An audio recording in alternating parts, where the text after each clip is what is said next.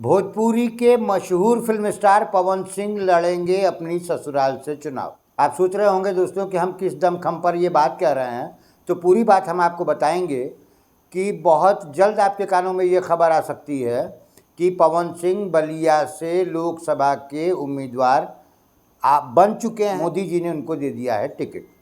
अब दोस्तों यहाँ पर देखिए, दो परिस्थितियाँ बन रही हैं। पहली परिस्थिति तो ये बन रही है कि भारतीय जनता पार्टी कभी भी पवन सिंह को छोड़ेगी नहीं। क्यों नहीं छोड़ेगी?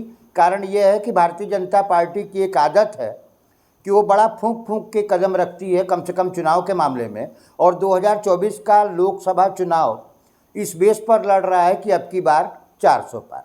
तो मुंह से कह देने में कि अब की बार 400 पार और 400 सीटें निकाल लेना अपने आप में बहुत बड़ा टास्क है, ये बात आप बहुत अच्छे से समझ सकते हैं।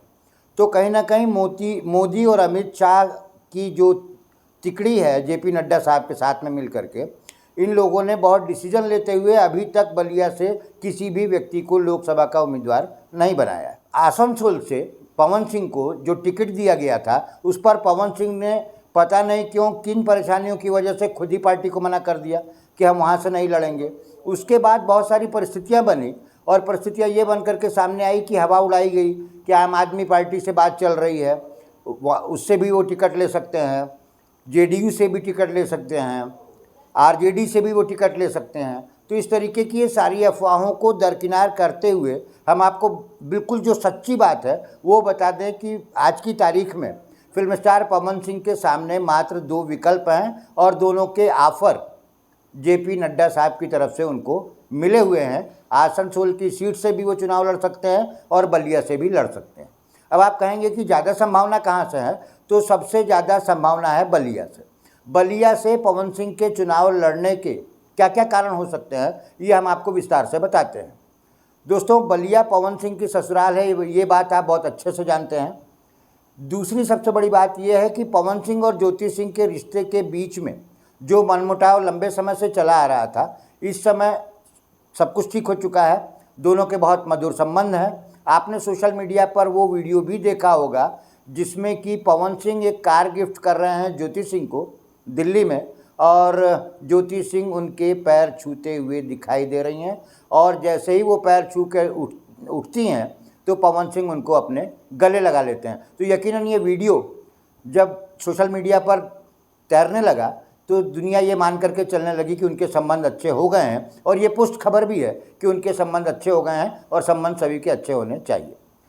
अब यहाँ कोई भी, यानी कि बलिया में कोई भी ऐसा उम्मीदवार भारतीय जनता पार्टी को नहीं दिखाई दे रहा है जिसको कि वो टिकट दे करके और इस बात की गारंटी ले सके कि वो चुनाव जीत जाएगा।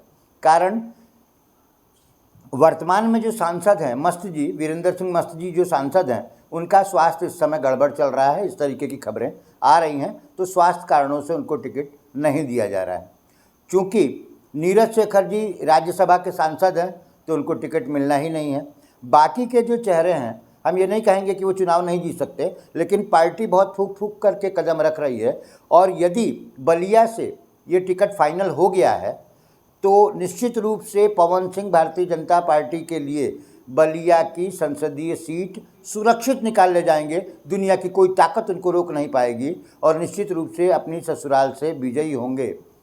Power star, film star, Bhojpuri के बहुत खूबसूरत गायक पवन सिंह, और पवन सिंह यदि बलिया में आते हैं तो कहीं ना कहीं भारतीय जनता पार्टी उनको टिकट दे करके निश्चिंत हो करके सो सकती है। इस पूरी खबर पर निगाह बनी हुई है हमारी, और हम लगातार इस पर अपडेट आपको देते रहेंगे।